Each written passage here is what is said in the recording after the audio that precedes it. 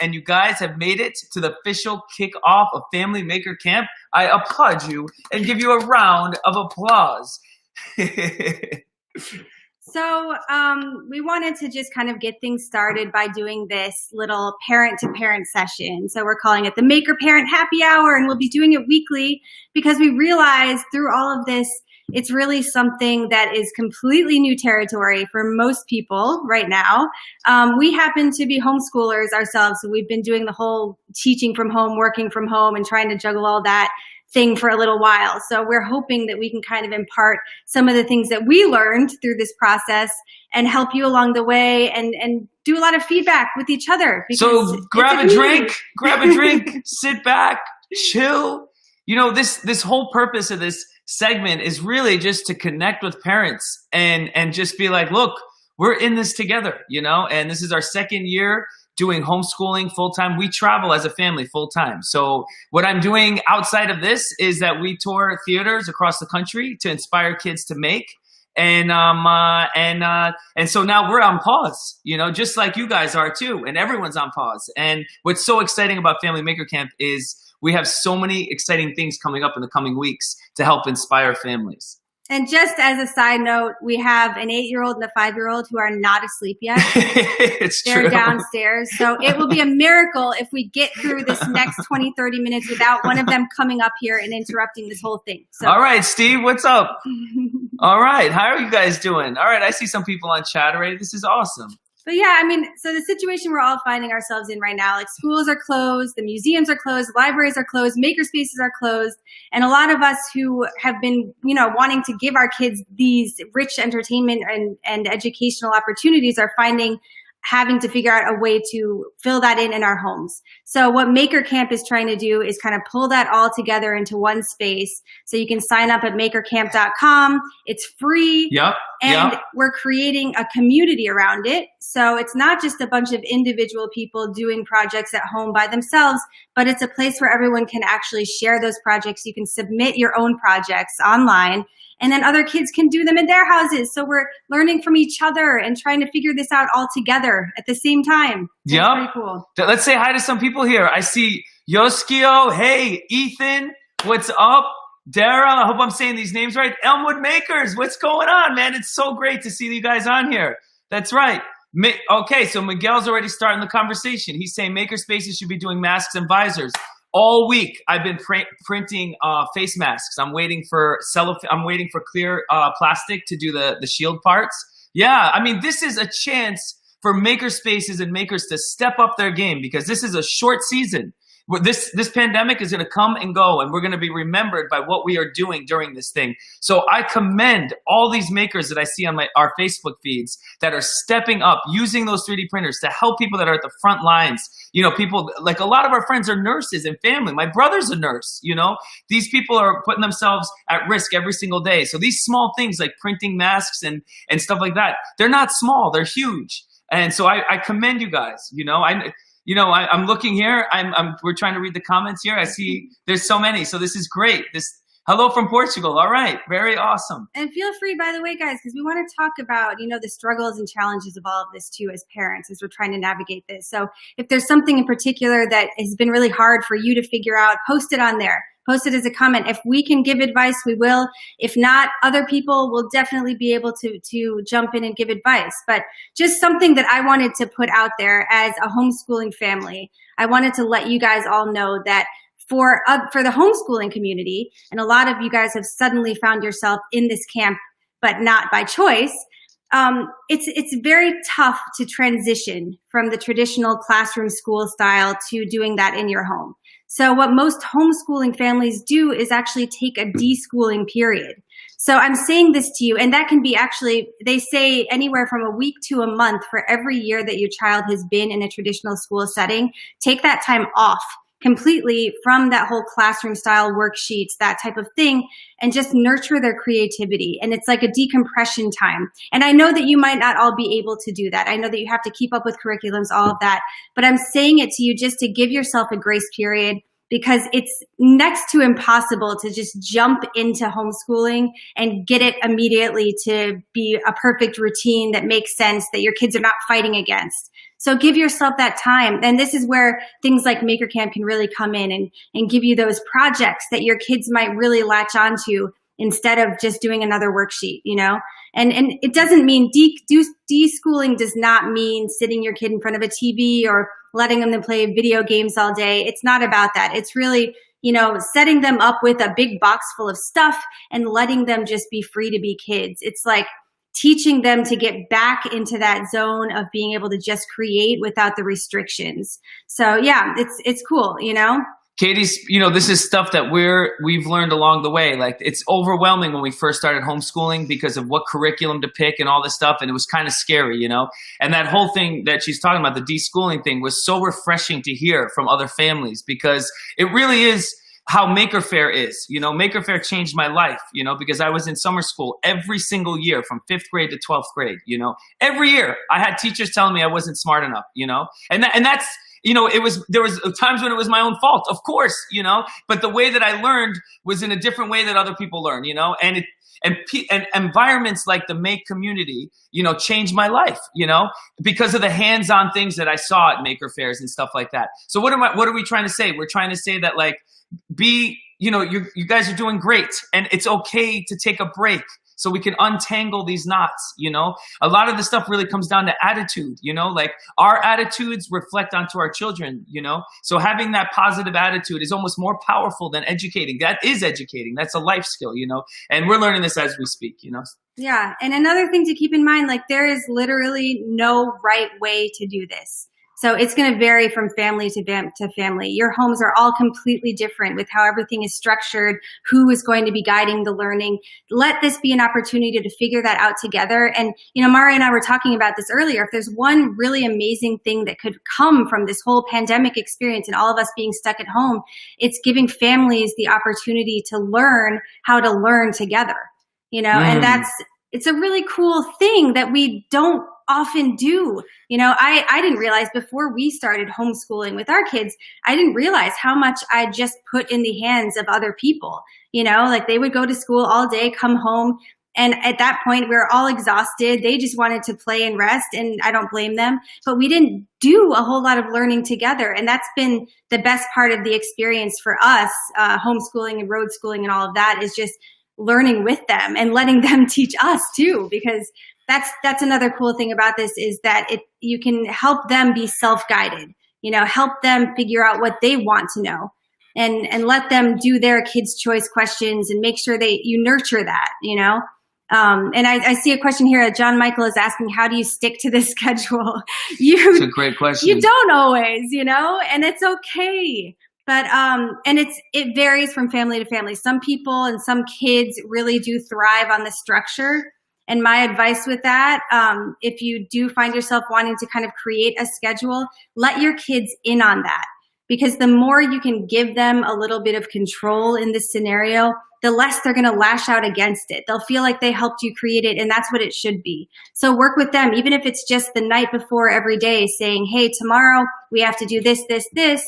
What order do you want to do that in? You know, give them a little bit of control, and it really, really goes a long way. And you know, it's funny because my son is 5 years old, you know, and he loves toys, right? And we usually go to Walgreens and stuff, and we, like, you know, I'll reward as a toy. And we're not going to Walgreens right now. We're not driving out to getting these rewards. So we've been 3D printing, you know, because we have a printer, and he's killing it on Tinkercad, you know? So tinkercad.com is something you can start with your family tonight, you know, like it's like virtual Play-Doh, and kids, first graders, second graders are tapping into this, and it's free, you know, and so that's just one example. Of his toys is right. over here. What's that? I had a toy of his over here. here. Oh, did you? Oh, yeah, here it is.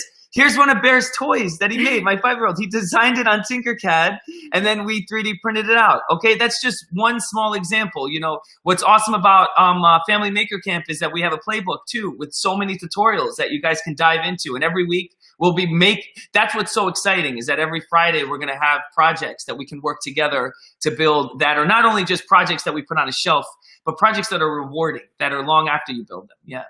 And, you know, another thing that I feel like this is going to change is kind of the way that we look at working parents. You know, for a long time, and this has been something that I've been very passionate about, because being in the field that we are in the live entertainment industry, we kind of get to choose how we present ourselves. You know, we're not in an office. People aren't really judging us if we have our kids with us. It's just it's a free range kind of world. We make it up as we go. But what I'm realizing now is that, you know, a lot of my friends who have more typical office style jobs, they're doing their Zoom calls and their conference calls now, and they're trying to keep their kids out of it desperately, but that's impossible when you're all in the same place together. And I hope that this experience kind of changes the way that we look at kids and how they fit into our life in general, because they're a huge part of our population and they shouldn't be just shoved in a corner to be quiet. You know, let them be a part of the whole experience and be more lenient with the fact that they exist. You know? Yeah, I mean, that's what this whole program is about, you know, is learning how to adapt in this new direction, you know. And as bad and scary things are right now, there's this like rich, beautiful thing that's happening in homes all across the world, you know, where parents are spending that extra time with their kids, you know, whether it's like an extra meal or just in between, like me just playing soccer with my daughter outside in the street. We didn't do it like that as often, you know, and now we're doing it every morning at 9:30. We're out there kicking a soccer ball, you know, and these are the things you remember when they grow up, you know, and so like it's important about our morning attitudes, how we focus, you know, and be, you know, just being grateful, you know, like once we wake up, like what kind of thoughts can we think about that we're just thankful for? Setting that tone is like tuning a radio station, you know, that radio station stays on throughout the day, you know, and these are small things. Like we're speaking to ourselves more than anything. These are the small things that we do on a daily basis in the morning to make sure that that energy is kept up, the energy that they deserve, you know. We learned this all the hard way. Yeah. Like we've had the most terrible days, and we still do have some of the most terrible days where nothing goes right and no learning happens. It's just, you know, some days it's all about survival. But the biggest thing I've learned in the whole homeschooling experience is like to just be forgiving with yourself and be forgiving with your kids, you know, and they are learning. You know, it's just sometimes it's going to look more like on their terms than on yours. And that's probably a good thing. They're learning to kind of guide themselves. So we got some cool people here. David, what's up from Tennessee? David is an amazing human. He's an amazing human with an amazing family that just gives back to the community all the time. You know what Caleb said? Caleb said, I got teens. I have to drag them into the room to get them to interrupt my meetings. That's awesome. That's like, you see, my daughter's 8 and I'm already kind of feeling that. Like, we're already like, she's just, you know, we're not cool enough, you know? No. But that's a blessing too, man, because that's a milestone. The fact that you got this far, you know? So I don't know. Do we want to look at some of the comments here? See if any have any shout outs and stuff? And guys, you know, why don't you post like what has been like so far with the homeschooling thing for you guys? What has been the biggest challenge? And also, what has been like the biggest success for you? What things have you found that really work with your kids? Because this kind of interaction can help all of us. It's true. Even for us, like this is new. Being stuck in a house and doing it is not the same as being on the road and traveling from city to city. Because with the travel road schooling lifestyle that we were living before, you learn so much just by the different places that you see, you know? So we don't have that now. So we're relearning. Mr. Table, what are you doing? I don't know. This is a robot table I built. I think he answers yes and no questions. So I'm like, you know, Mr. Table, how are you doing today? Are you happy? He says yes. Fantastic. Yeah. So we had to bring a robot in the mix, a little teaser for what's to come. You know, he's a robot side table that I use sometimes during my magic show. And but anyway, so if you're hearing a little buzzing, it's just Mr. Table saying like, "Come on, talk to me." So there's a lot of people saying hi and stuff. Yeah. If there's any questions that you have for you guys, shout them out. We'll answer them, or else we'll continue.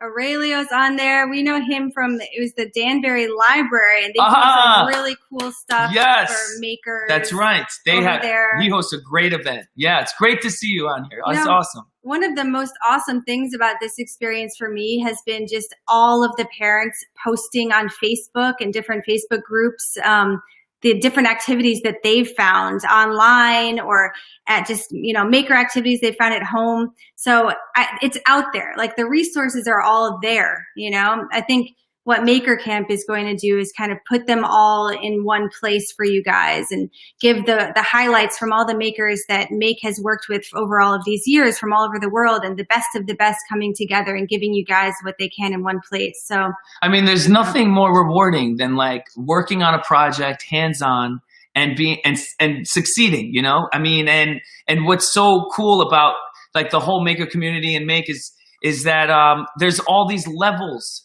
so we're tapping into the younger level, and it's going to be for all ages, so that's and what's going to be exciting is even for Friday is that we're going to build and make a magic trick out of everyday objects, and then we'll learn how to perform them in 3 different ways. So it's not just like, oh, here's the trick and here's the secret. It's like, here's how to perform this so that you learn a life skill, because a lot of like performing is a life skill, and learning how to have confidence in front of people is a life skill. And that's what's exciting about the whole Maker Magic mix too. And we'll be featuring makers too. So every week it's going to be so awesome. Yeah.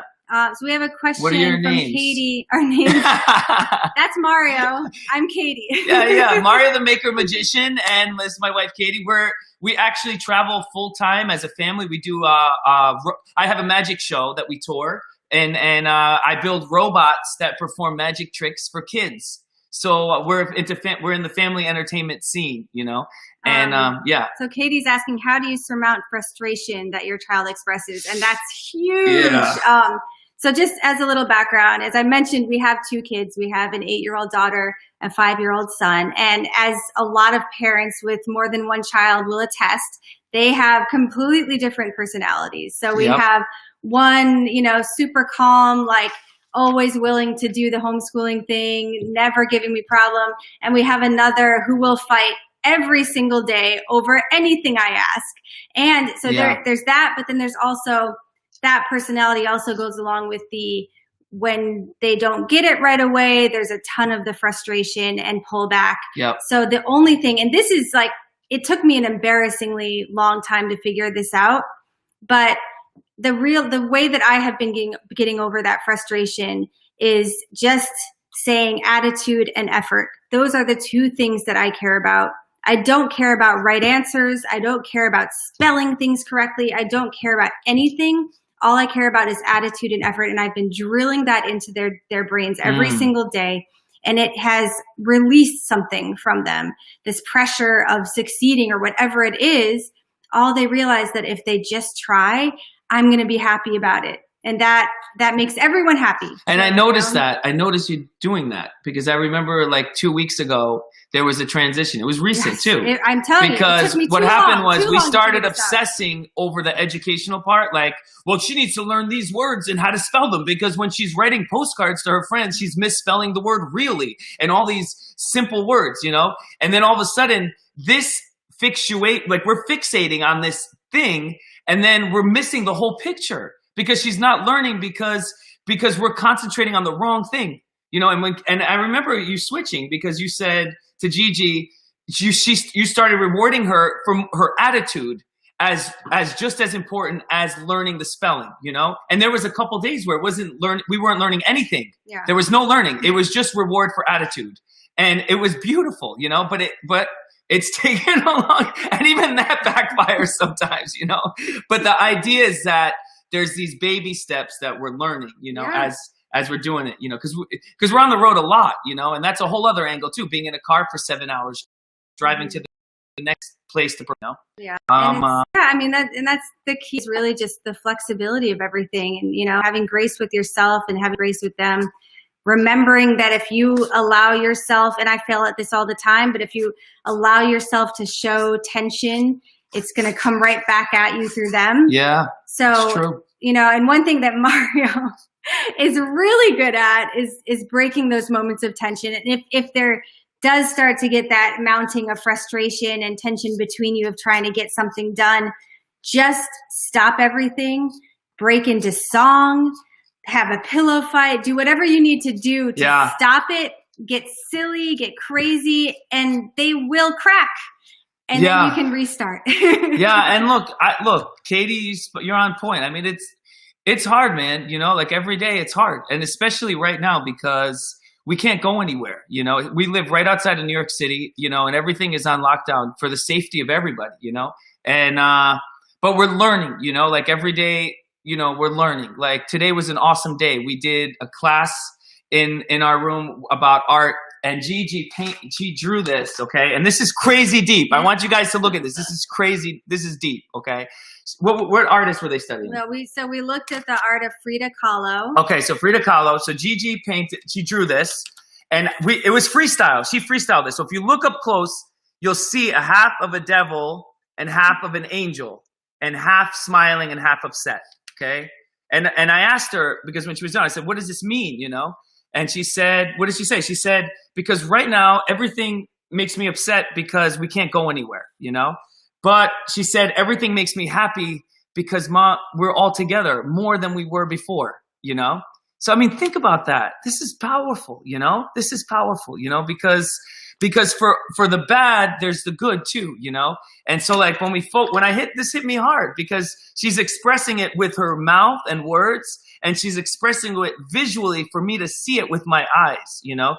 And what this does is that it forces me to make everything more lighthearted, you know? And realizing, you know. Michelle said, I recognize Frida right away. That's what's up. That means we did a good job, right? Wow, that's totally. A good lesson, right? They latched on to Frida's work so quickly because you could see the emotion in everything that she painted. And that was my goal, is like, yesterday we had a rough day, you know? Like we didn't do a whole lot over the weekend. They're just getting sick of being at home. And they did not want to do anything productive yesterday whatsoever. There were fights, tension, all sorts of that. So today I just wanted to try to redirect it, give them some sort of outlet, show them an artist and maker who creates emotion through her art, you know, and then encourage them to show their feelings. So Dale has a question.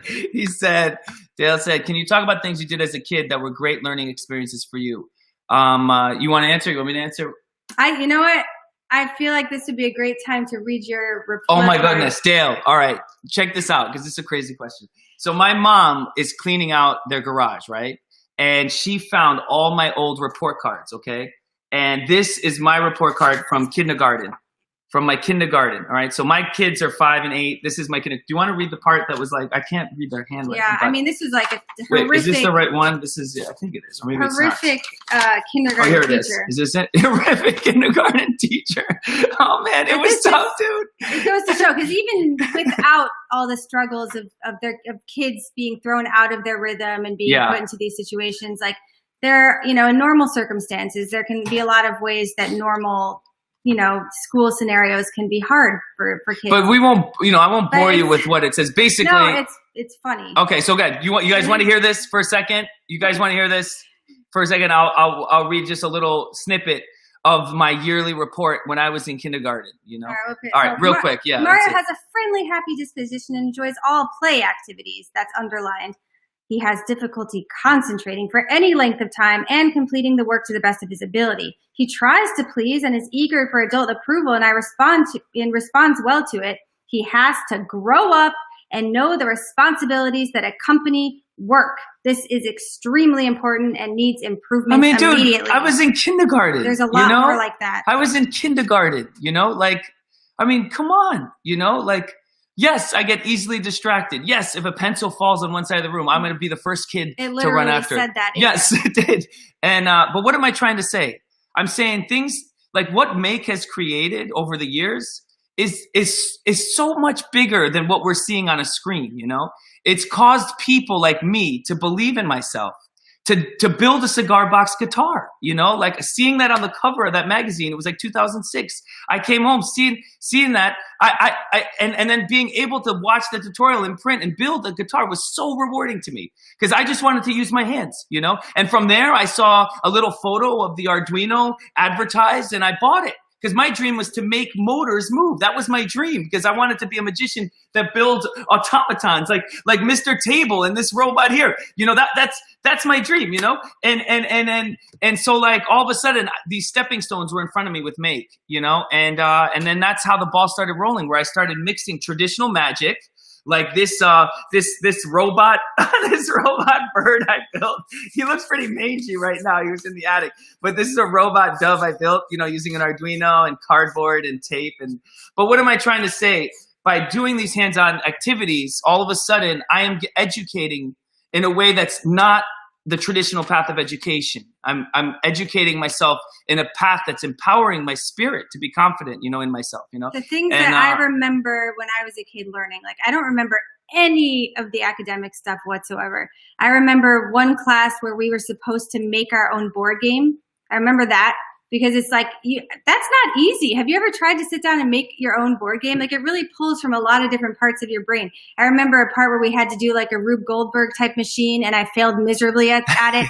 But that's something that Mario would have excelled at. And I wish, true. Like, I wish a teacher had given him that. I would have like, lost my mind. But those are the things I remember. Is those weird out of the box things that these fellow like really cool teachers. All right, Philip. Us. Great opportunity for all of us to build the future we want. Amen. You know, and right now, like those of us that have kids, we're in the driver's seat right now, man. You know, this is a beautiful time. Like we are in charge of building the future we want. And how liberating is it for a moment to be educating our kids on our own, in our own home? You know, when we took that first poll last year to homeschool, you know, it was really scary, you know, but now it's so beautiful because I can tour theaters across the country and not be restricted by the rules of the educational system that's at my state, you know? I mean, that's a powerful, that's given us freedom, you know? Yeah. But it took us a lot of years to realize that and to take that scary step. Like, can we do this, you know? So what's the point of this live session? This point of the live session is that it's possible, you know? Not only is it possible, but it's liberating, you know? And because we all learn in different ways. What's so wrong to say that, you know, that we all learn in different ways, you know? And it's okay if we learn different than how everyone else is learning, right? Definitely. But we see Clive on there. Yeah, Clive. Another magician. Clive is an amazing poet. And we always say across the pond. He's in Europe. It's great to see you on here. It's great to see you on here. My voice is like Lady Ada. That's an amazing compliment. It's awesome. Yeah. Any other questions, man? This is a great time. Yeah, we won't keep you guys too long tonight. We basically just wanted to check in, introduce ourselves to you. You know, Mario is going to be kind of guiding you guys along the way with this whole Maker Camp experience as an MC.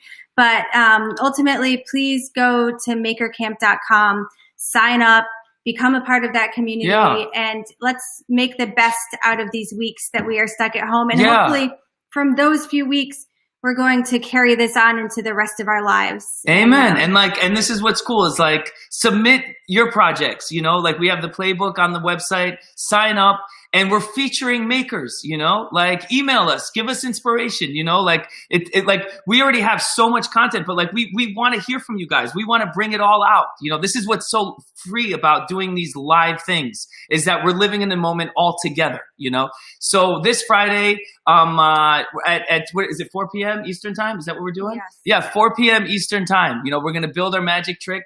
I said it in the preview video before. You just need Scotch tape. You need a Ziploc bag, some crayons, some paper, and we're going to build an awesome, rewarding magic trick. And I promise you, it's not a traditional one from just like a normal magic book. This is something that's a maker-esque thing, and it's got rewarding to it because I've learned multiple ways of how to perform it, especially for kids, to give them the confidence they need to do it in front of family and friends and to boost that confidence. So anyway, from Katie and I both, we thank you so much for tuning in tonight. And I hope that we keep this relationship rolling and rocking. It's so awesome for your feedback and all that.